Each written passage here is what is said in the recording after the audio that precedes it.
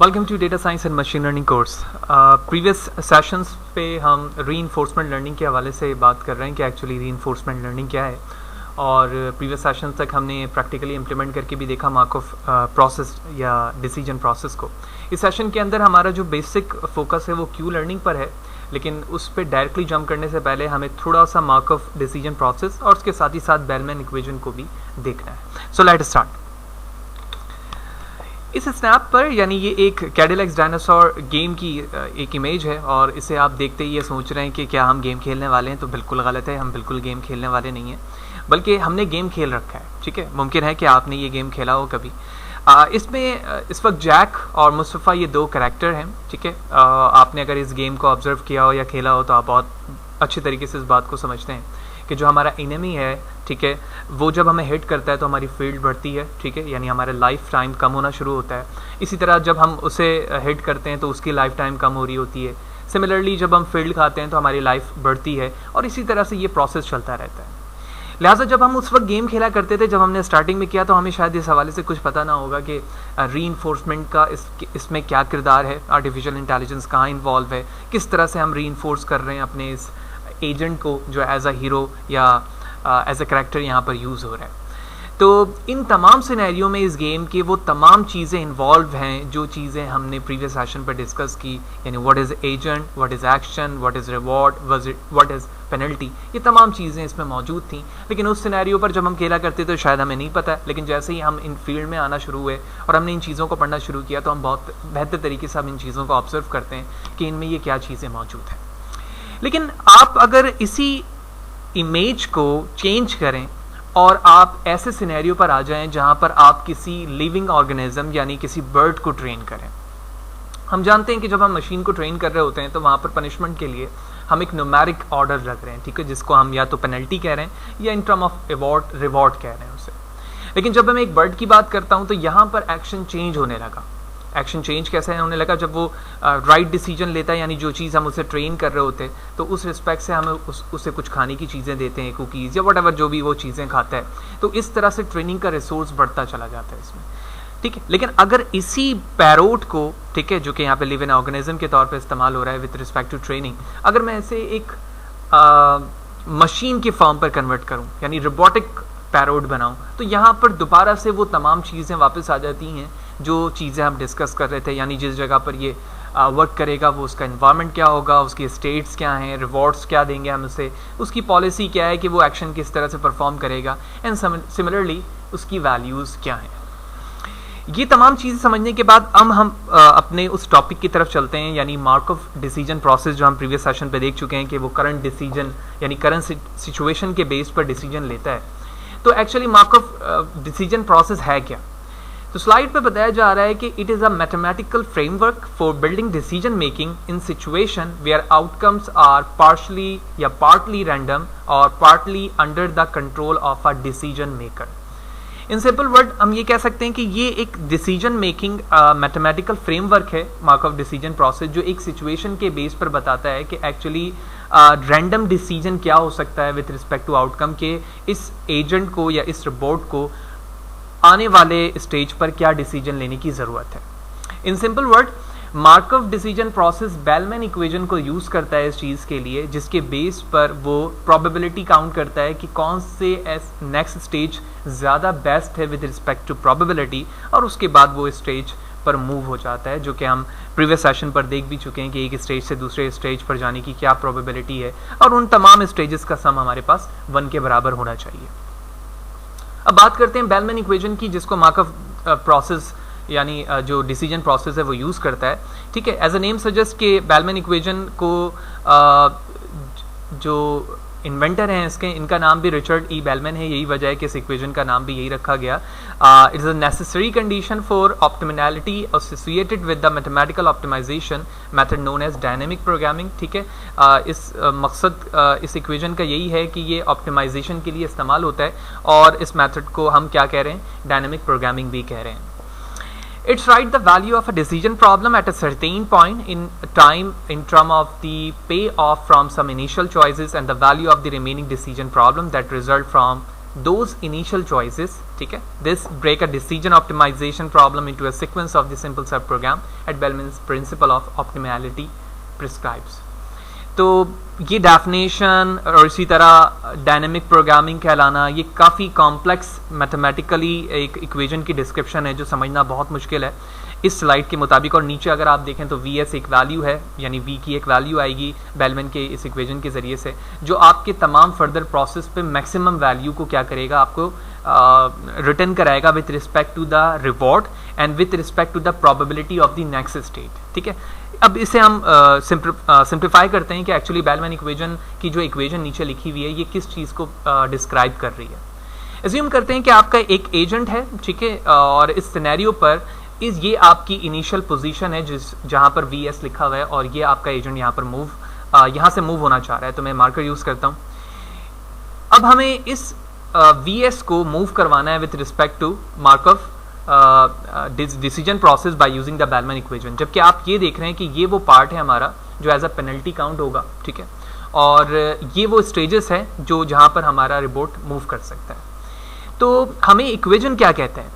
Equation ये कहता है कि जो भी रिवॉर्ड है आपके इस एजेंट का इन फर्दर प्रोसेस आगे जाने के लिए with respect to the state and action, इसके साथ आप प्लस करेंगे गामा, ठीक है। गामा क्या है? एक डिस्काउंट वैल्यू है जो कि नेक्स्ट स्टेट पे जाने के लिए हम वैल्यू को चेंज करते रहते हैं with respect two stages value, हम इससे कम या फिर ज़्यादा ले रहे होते हैं। ये वैल्यू के मल्टीप्लाई होगी उस प्रोबेबिलिटी की जो कि नेक्स्ट स्टेट की है, ठीक है। नेक्स्ट स्टेट से मुराद ये है कि एक स्टेट ये रही, ठीक है, मैं इसको कहता हूँ S1 और ये हमारी एक और स्टेट है, हमने कह दिया इसको 2।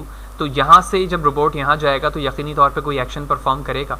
तो मैं कह सकता हूँ, आप देख रहे हैं SAS की ये इक्वेशन बन रही है, तो इस रिस्पेक्ट से मैं कह सकता हूँ कि ये सास एक वर्ड प्रोनाउंस कर रहे हैं यहाँ पर। And then this value will multiply by the next stage of V, ठीक है। तो मैं ये कह सकता हूँ कि जो फर्स्ट वैल्यू ऑफ PS थी ये रिकर्सिवली वर्क कर रही है अपने उस नेक्स्ट स्टेज पर जो कि फर्दर आगे आने वाला है। तो इस स्टेज के मुताबिक, यानी जिस जगह पर हमारा एजेंट मौजूद है, ये राइट जा सकता है, लेफ्ट जा सकता है, टॉप जा सकता है एंड बॉटम जा सकता है। ये कुछ इसके स्टेजेस हैं। तो इन तमाम स्टेजेस पर हमें जो मैक्सिमम वैल्यू मिल रही है एक्शन की, उस रिस्पेक्ट से हम VS की वैल्यू यहाँ पर काउंट करेंगे और उसके रिस्पेक्ट से हमारा एजेंट मूव करेगा कि उससे यहाँ जाना है, यहाँ जाना है या फिर यहाँ जाना है। तो एज्यूम करते हैं कि अभी मैक्सिमम वैल्यू हमारी अपवर्ड डायरेक्शन की ज़्यादा आई है, तो यही वजह है कि अब हमारा एजेंट यहाँ पर आ जाएगा with respect to state of V value.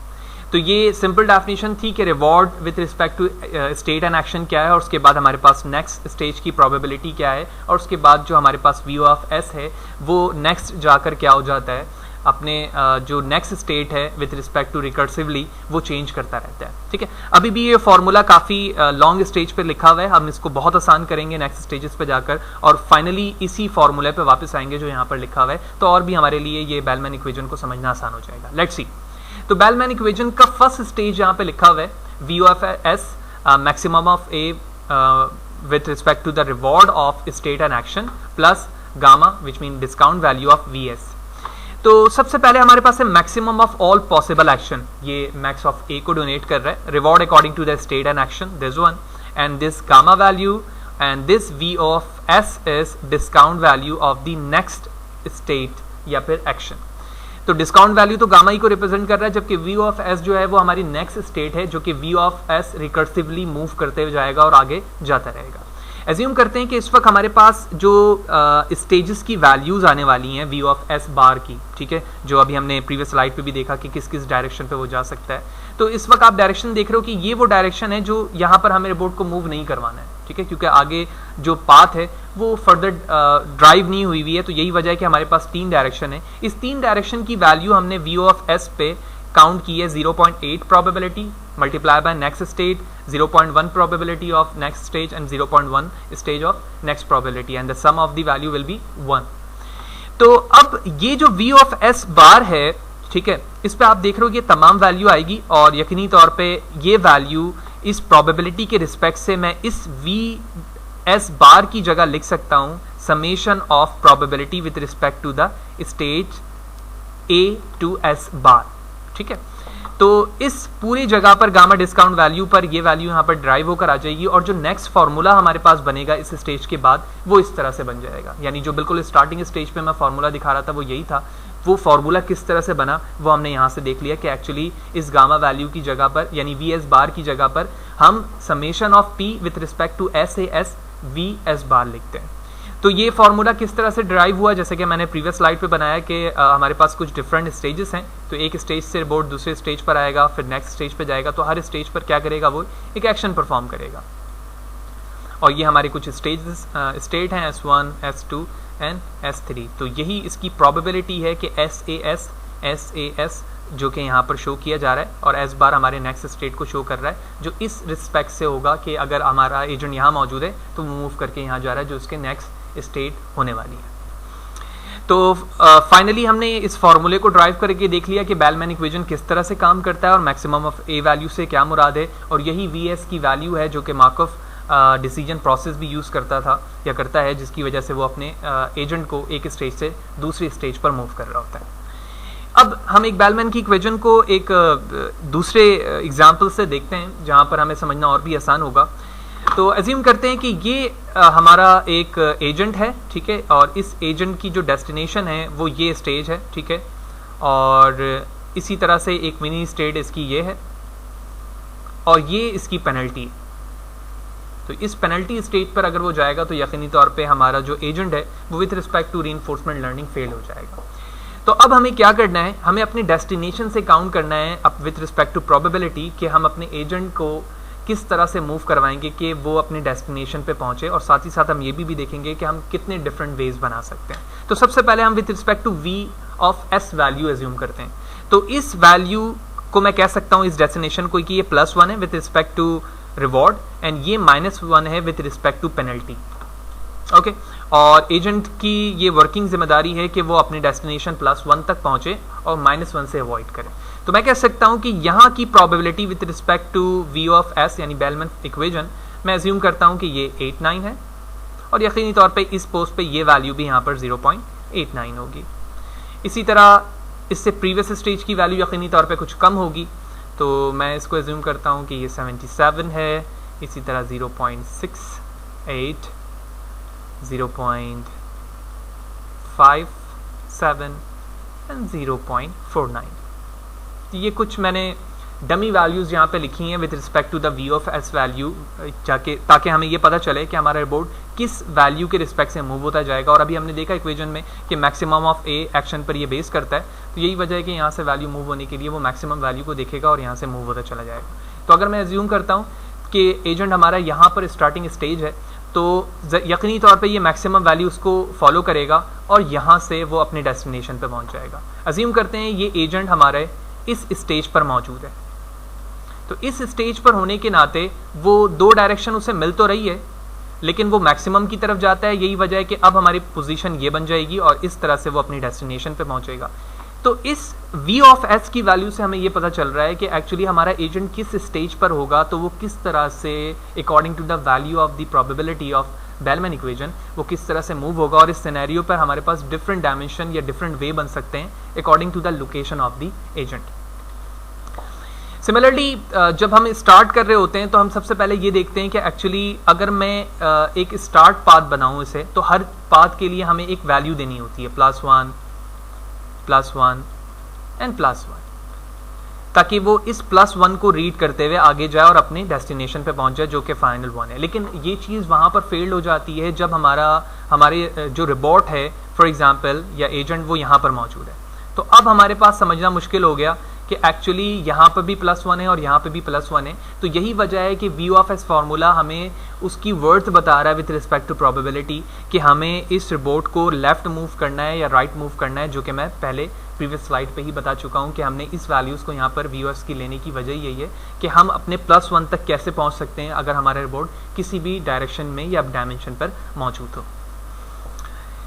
Similarly ये वो पाथ है जो अभी हमने मार्कर से मैंने ड्रॉ करके दिखाया कि अगर हमारा एजेंट यहाँ पर मौजूद है तो वो कहाँ मूव कर सकता है। फॉर एग्जांपल अगर वो यहाँ पे मौजूद है तो यहाँ जा सकता है, फिर इसी तरह यहाँ मौजूद है तो with respect to the probability उसका एक पाथ ये बन जाएगा, ठीक है। And according to the situation जो भी आपके पास डायग्राम होगी, जो भी सिचुएशन होगी, उस रिस्पेक्ट से आपका वो फ्लो बनता चला जाएगा जहाँ पर आपका रिपोर्ट मौजूद है। तो बेलमैन इक्वेशन को हमने तफसीलन देखा, उसकी एग्जाम्पल भी हमने देखी कि एक्चुअली वो बेलमैन किस तरह से वर्क कर रहा होता है, उसके फॉर्मूले को डिस्क्राइब करके देखा हमने। एंड नाउ क्यू लर्निंग की तरफ चलते हैं। लेकिन क्यू लर्निंग पे जाने से पहले मैं एक दफ़ा फिर मार्कअप डिसीजन प्रोसेस के हवाले से बताते चलूँ कि Markov decision process give us a way to formalize sequential decision making, जो हमने देख लिया कि किस तरह से वो सिक्वेंशियल मेकिंग डिसीजन हमें देता है बाय यूजिंग बेलमैन इक्वेशन।